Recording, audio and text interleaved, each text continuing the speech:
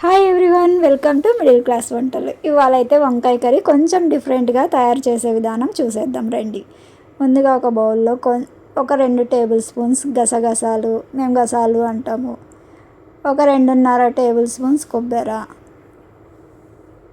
తక్కువైందని కొంచెం వేసాను అనమాట. 2.5 టేబుల్ స్పూన్. ఒక 8 వెల్లుల్లి రెబ్బలు, అంటే ఎల్లిపాయ పొట్టు తీసేసి వేసేసుకోవాలి.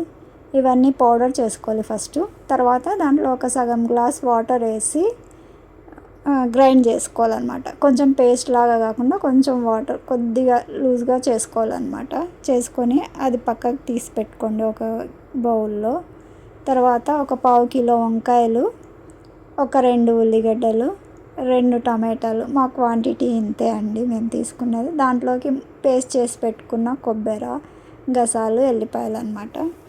ముందుగా బాండి కడుక్కొని తడి లేకుండా చూసుకొని దాంట్లో ఒక 3 ఆయిల్ గంటలతో నూనె వేసుకొని అందులో అల్లం పేస్ట్ కొంచెమే అండి. తర్వాత మెంతి కూర, అంటే ఎండు మెంతి కూర వేసుకోవాలి. అది కొంచెం వేగిన తర్వాత ఉల్లిపాయ ముక్కలు 2 కట్ చేసి వేసుకున్నాం కదా, అవి ఆయిల్లో వేసేసి దాంట్లోనే కరివేపాకు వేసి వేయించాలన్నమాట. ఇవి వేగేటప్పుడే కొంచెం ఉప్పు వేస్తే మనకు ఉల్లిపాయ అనేది అంత స్వీట్ రాదు. సో ఆయిల్లో వేగేటప్పుడే కొంచెం ఉప్పు వేసుకోండి, ఇవి స్వీట్ అనేది ఉండదు. సో నేను ఇక్కడైతే ఉప్పు 1 టేబుల్ స్పూన్ వేసాను అనమాట. పసుపు 1/2 టేబుల్ స్పూన్ పసుపు వేసి వంకాయ ముక్కలు కడిగి ఉప్పు నీళ్ళల్లో వేసి పెట్టుకున్నాం కదా కట్ చేసి, అవి తీసి ఆ నూనెలో వేసేసుకోవాలన్నమాట. ఉల్లిగడ్డ కొంచెం వేగినాక వేసేసుకోవాలి.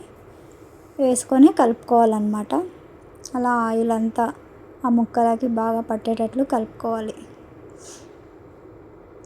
కలుపుకొని కొంచెం ఒక 5 మినిట్స్ మగ్గిన తర్వాత మనం ఏదైతే పేస్ట్ చేసి పెట్టుకున్నామో కొబ్బరి, గసాల, ఎల్లిపాయలు, ఆ గ్రైండ్ చేసినది అదే అందులో వంకాయలో వేసేసి వేగనివ్వాలి. మరీ ఎక్కువ వేగకూడదు, కొంచెం వేగితేనే దాంట్లో టమాటాలు వేయాలి. ఎక్కువసేపు వేగిందంటే కొబ్బరి మాడిపోయిన వాసన వస్తుంది, కాబట్టి కొంచెం మంచి వాసన వచ్చేటప్పుడే టమాటాలు వేసుకోవాలన్నమాట. టమాటాలు వేసుకున్నాక ఒక 2 టేబుల్ స్పూన్ కారం, నేను ప్రతి దాంట్లో 2 వేస్తాను అండి, మా క్వాంటిటీకి మేము తినేదానికి సరిపోతుంది. 2 టేబుల్ స్పూన్స్ వేసేసా కారం. వేసి అంతా కలుపుకొని కాసేపు మగ్గనియాలి. మగ్గనిచ్చిన తర్వాత ఆ కొబ్బరి పేస్ట్ దాంట్లోనే కొంచెం నీళ్ళు 1 గ్లాస్ వేసుకున్నాను అనమాట. వేసుకొని అది కర్రీలో వేసేసాను అనమాట. వేసి దాన్ని బాగా ఉడకనివ్వాలి. ఆయిల్ సపరేట్ అయ్యేంత వరకు మూత పెట్టేసి ఉడకనిచ్చేద్దాం. అలా సపరేట్ అవ్వాలంటే మినిమం ఒక 10 మినిట్స్ పడుతుంది.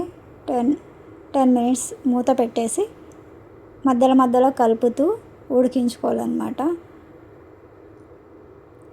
అలా ఉడికించుకోవాలి. వాటర్ అయితే ఎక్కువనే ఉంది, సరిపోతుంది.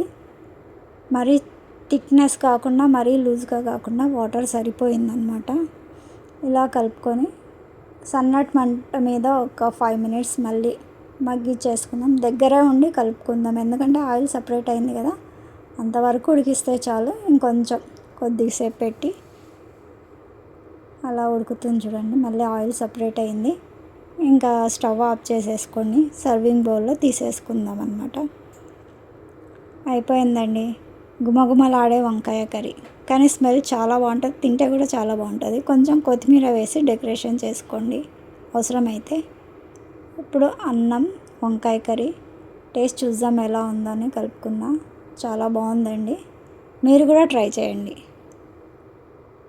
ఓకే అండి, ఇవాల్టి వీడియో అంతే. బాయ్.